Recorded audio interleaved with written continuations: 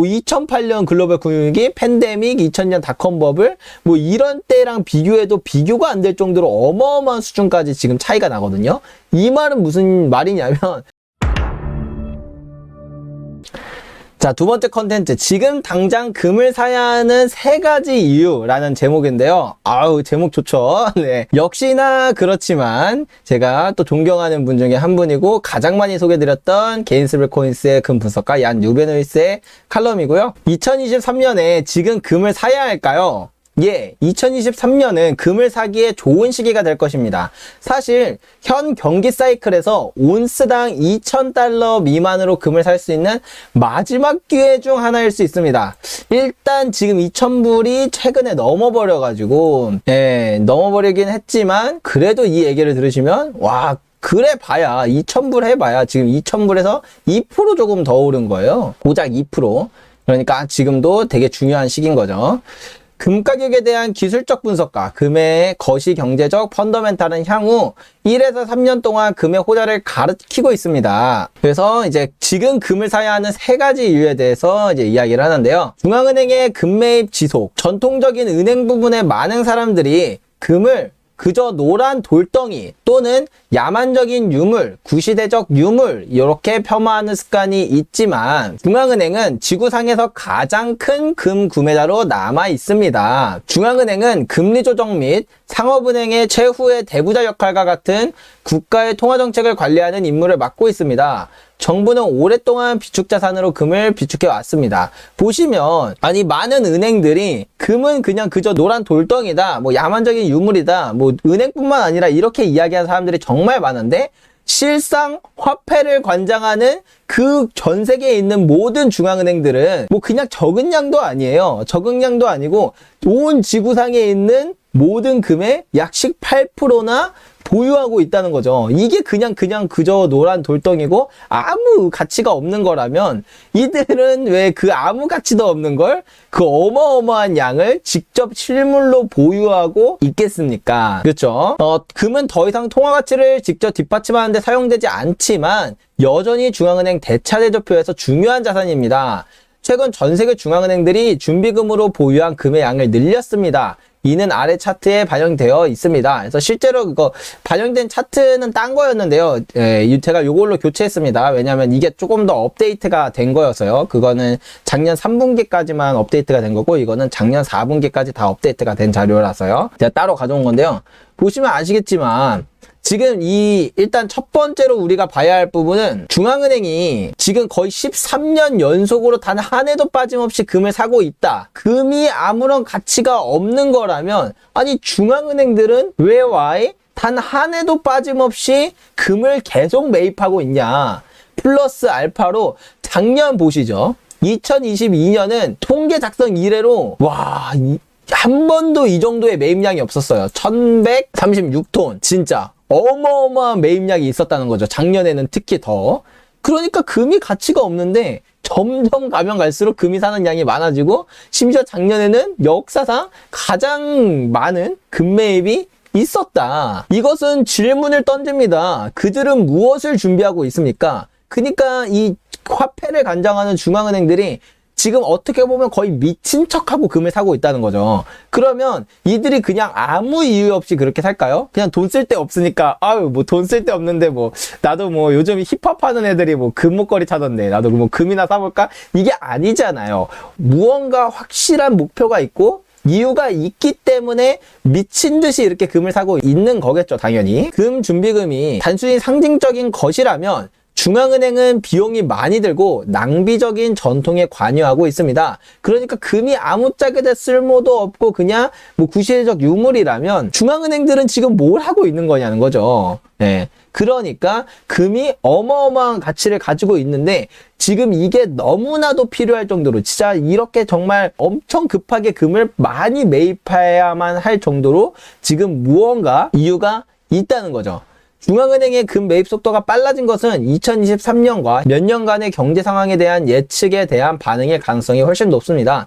그러니까 2023년 이후로 경기 침체, 스태그플레이션이라던가 아니면 화폐 가치가 크게 하락할 수 있는 어떤 리스크라던가 금융 불안이라던가 아니면 통화 패권 전쟁 화폐 전쟁 이런 것들에 대한 것들을 인지하고 있고 그것들에 대비하고 그리고 오히려 그것을 이용하기 위해서 금이 전략적으로 아주 필요한 자산이라서 그래서 금을 매입하고 있을 확률이 아주 높다. 근데 그거가 아니고서는 그 이유가 아니고서는 이것을 설명할 길이 없는 거죠. 지금 당장 금을 사야 하는 두 번째 이유, 계속해서 증가하는 시장의 불확실성. 금융시장에 있어서 절대적인 확실성은 없습니다. 모든 투자에는 항상 변동이 있을 것입니다.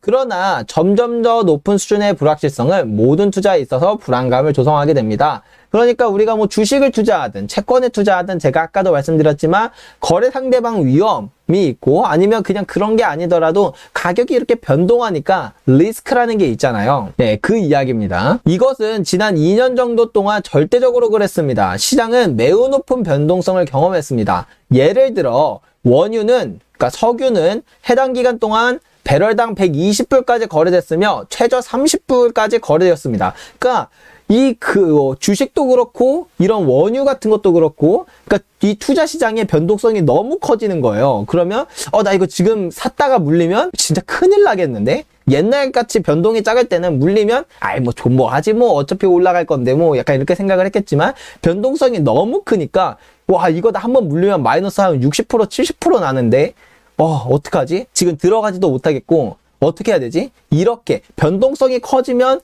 불안감이 높아지니까 쉽사리 그 투자 자산들에 투자를 할 수 없는 상황이 되는 거죠. 근데 최근에는 뭐 니켈, 목재와 같은 다른 중요한 상품은 훨씬 더 큰 가격 변동을 보였습니다. 뭐 주식이건, 뭐 니켈이건, 목재건, 원유건, 뭐 심지어 채권에서까지도 뭐 비트코인이나 막 그 모든 투자 자산들이 다 엄청나게 큰 변동성으로 리스키해지니까 이럴 때는 돈이 갈 데가 없는 거예요. 그러면 어디로 간다? 당연히 변동성이 가장 적고 그런 리스크로부터 안전자산, 그 절대적 안전자산인 금으로 이동할 수밖에 없다는 거죠. 이러한 유형의 변동성은 거래자에게는 좋을 수 있지만 거래자라는 건 그냥 투기꾼들한테는 좋을 수 있지만 투자자에게는 삶을 훨씬 더 어렵게 만듭니다. 전통적인 시장에 명확한 방향이 없을 때 이는 일반적으로 금의 좋은 징조입니다. 돈이 갈 데가 없고 이제 다 금으로 몰리는 거죠. 일단 너무 불안하니까 일단 이 엄청난 태풍이 지나가기 전까지 나는 여기로 피신 가 있어야겠다 하는 그 모든 수요가 다 금으로 몰리니까요. 금은 수천 년 동안 안정성이 입증된 기록을 가지고 있습니다. 그래서 이제 금으로 몰린다. 예, 지금 당장 금을 사야만 하는 이유 세 번째, 경기 침체 가능성이 높아지고 있다. 2022년 하반기 내내 경기 침체의 초기 징후가 나타나기 시작했습니다. 인플레이션율은 수십 년 만에 최고치로 치솟았고 국제시장은 가파른 매도세를 겪었고 뜨거운 주택 부분은 냉각되기 시작했으며 암호화폐 시장은 붕괴했습니다. 부동산 시장이 이제 냉각되기 시작했다는 거죠. 따로따로 이것들은 상당히 정상적인 시장 이벤트입니다. 그러니까 인플레이션이 그냥 치솟는 거? 뭐 한 번쯤 그럴 수 있지. 그러니까 국채 시장이 뭐 이렇게 크게 뭐 하락하는 거? 뭐 그럴 수 있지. 부동산 시장이 이제 빠르게 식고 있는 거? 뭐 그럴 수 있지. 암호화폐 시장이 붕괴하는 거? 뭐 그럴 수 있지. 근데 이 네 가지가 한 방에 다 일어나는 거? 이거는 그러나 이러한 동시 발생은 세계 경제에 대한 신뢰를 약화시키기 시작했습니다. 우크라이나 전쟁과 공급망 차질이 감정 하락을 악화시켰습니다. 아마도 가장 우려되는 것은 국제시장의 역전된 수익률 곡선일 것입니다. 그래서 요 수익률 곡선, 이게 이제 장단기 금리 차이라고 이야기를 하는데요. 이 장단기 금리 차이가 역전되면 거의 항상 1년에서 한 1년 반 뒤에는 경기 침체나 경제 위기가 발생하는 일이 거의 한 90% 확률로 맞았다라는 그런 그 데이터가 있어서 그래서 경기 침체에 대한 그 초기 징후로 아주 대표적인 신호거든요. 그래서 요거를 한번 보여드리면 이게 이제 그 장단기 금리 차이예요. 장단기 금리 차이라는 건 10년 국채예요. 그리고 얘는 3개월 국채예요. 그러면 우리가 10년 동안 돈을 빌려주는 게 더 리스크가 크니까 얘가 보통은 금리가 더 높고 3개월 동안 빌려주는 건 비교적 뭐 금방 갚으니까 별일 없겠지라는 생각에 금리를 조금 더 적게 받아요. 그리고 돈이 묶여있는 기간도 다르니까 얘는 10년 동안 내 돈이 묶여있어야 되고 얘는 3개월만 묶여있으면 되니까 금리를 더 적게 줘야 되는 게 일반적이라는 거죠. 얘가 5%면 얘가 3% 이런 식으로. 근데 이게 특정 경제 불안 시기가 되면 오히려 3개월짜리 국채 금리가 10년물짜리 국채 금리보다 더 높아집니다. 그러니까 얘가 4%, 10년물짜리는 3%. 이게 말이 안 되잖아요. 근데 이런 현상이 일어납니다. 이게 왜 일어나는지에 대해서 설명을 드리면 진짜 너무 길어지는 내용이라 일단 요걸 보시면, 근데 일단 요것만 보셔도 돼요. 이렇게 보시면 이 0 이하로 떨어지는 일이 아주 드문 일인데 이게 경기 침체 전에 일어나거든요. 일어나면 보통 한 1년에서 1년 6개월 뒤에 실제로 경기 침체 일어나고, 여기서 진짜 0으로 빠져들게 되면 한 1년에서 1년 반 정도 뒤에 경제 위기, 여기가 이제 닷컴 버블 터졌을 때죠. 그리고 여기서도 또 이제 떨어지고 나면 무슨 일? 2008년 글로벌 금융위기, 여기서 떨어지고 코로나 팬데믹. 근데 코로나 팬데믹은 갑자기 일어난 이슈 아니냐? 그걸 얘가 어떻게 예측했냐? 사실은 코로나 팬데믹이 안 왔어도 이때는 경기 침체가 왔던가 아니면 경제 위기가 발생했을 거예요. 근데 코로나 침체가 왔으니까 그냥 중앙은행들이 돈을 와장창 풀어버린 거죠. 그래서 원래 왔어야 될 위기가 이연됐을 거다라고 이야기되는 부분이 크고요. 이거 이전에도 똑같아요. 여기 이전 게 안 보이는데 이때도 떨어지고 1년에서 1년 반 정도 뒤에 이렇게 경기 침체가 발생을 했습니다. 그래서 지금 보면 지금은 이 떨어졌어요. 이미 0 밑으로 떨어졌어요. 그리고 이 수준을 한번 볼까요? 야, 이렇게 역전된 수준이 뭐 2008년 글로벌 금융위기, 팬데믹, 2000년 닷컴 버블 뭐 이런 때랑 비교해도 비교가 안 될 정도로 어마어마한 수준까지 지금 차이가 나거든요. 이 말은 무슨 말이냐면 이 뒤에 있을 침체의 수준은 우리가 감히 상상할 수 없을 정도의 침체라는 거는 예측해 볼 수가 있죠. 그게 단순히 침체일지 어마어마한 위기일지는 모르지만, 그래서 이게 바로 장단기 금리차 역전 현상입니다. 그래서 요게 이미 벌어졌으니까, 장단기 금리차가 이미 역전되는 일이 벌어졌으니까 사실 경기 침체는 거의 기정사실화다라고 볼 수 있어요. 그렇기 때문에 금은 경기 침체 주기 동안 그 가치를 유지하고 심지어 가격이 상승하는 경향이 있습니다. 주식시장은 지난해 약 20%의 가치를 이룬 후, 그러니까 20% 이상 폭락한 후 2023년에 다시 어려움을 겪을 가능성이 높습니다. 주식 부분에서 최악의 연간 실적을 기록했습니다. 전통적인 투자가 어려움을 겪고 있을 때 금은 일반적으로 투자자에게 가장 합리적인 대안으로 이익을 얻습니다. 그래서 첫 번째로는 중앙은행들이 금을 계속 사는 거, 두 번째는 시장의 불확실성이 점점 증가하는 거, 마지막 세 번째는 경기 침체 리스크가 매우 높아졌다는 거. 이 세 가지 이유가 지금 다 동시에 발생한 상황이기 때문에, 그렇기 때문에 지금은 엄청난 금 가격의 전환점에 있다라는 거죠. 대부분의 대형 월스트리트 은행을 포함한 많은 금융 분석가들은 이제 금이 2023년에 사상 최고치를 경신할 것으로 예상하고 있습니다.